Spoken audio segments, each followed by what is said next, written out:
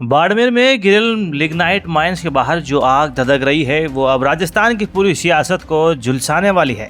श्री विधायक रविंद्र सिंह भाटी द्वारा सरेआम खुद पर पेट्रोल डालकर आत्मदाह की कोशिश करने के बाद पूरे प्रदेश में हड़कंप मच गया है। लेकिन हैरानी की बात देखिए, इतना बड़ा कदम उठाने के बावजूद भजनलाल सरकार के किसी भी बड़े मंत्री या मुख्यमंत्री ने अब तक कोई बयान जारी नहीं किया। उल्टा खबर है कि सरकार भाटी के खिलाफ एफआईआर दर्ज करने की तैयारी कर रही है। लेकिन इस खौफनाक ड्रामे के बाद भाटी अकेले नहीं पड़े, बल्कि अशोक गहलोत से लेकर डोटासरा तक पूरी कांग्रेस पार्टी खुलकर एक निर्दलीय विधायक के समर्थन में उतर आई है। आखिर भाटी ने मौत को गले लगाने की कोशिश क्यों की और सरकार की इस चुप्पी के पीछे क्या खेल है, चले समझते हैं। सबसे पहले समझिए कि एक चुने हुए विधायक को आत्मदाह जैसे कदम क्यों उठाना पड़ा। गिरिल माइंस के मजदूरों को लेकर भाटी पिछले 40 दिनों से धरना प्रदर्शन कर रहे हैं। 15 दिन से तो वो चिलचिलाती धूप में जमीन पर बैठे थे। वो बार बार शांति की अपील कर रहे थे, लेकिन अब जब बाड़मेर कलेक्टर पर शांतिपूर्ण कूच को रोका गया और सरकार ने उनकी मांगों को पूरी तरह से इग्नोर किया, जैसे कि स्थानीय रोजगार, 8 घंटे की शिफ्ट, तब भाटी ने यह खौफनाक कदम उठाया। राजनीति के जानकार मानते हैं कि अगर वो उग्र होते तो गुर्जर आंदोलन जैसा खून खराबा हो सकता था, जिसमें 70-71 लोग मारे गए थे। जनता को पुलिस की लाठियों से बचाने के लिए भाटी ने खुद की जान जोखिम में डाल दी ताकि सरकार की नींद टूटे।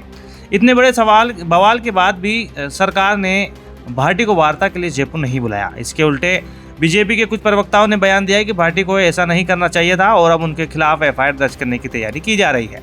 लेकिन भाटी पर इसका कोई असर नहीं हुआ। वो प्रशासन से बातचीत के बाद वापस गिरिल धरना स्थल पर जाकर बैठ गए और ऐलान कर दिया कि अब मेरा विधायक कार्यालय इसी धरने से चलेगा।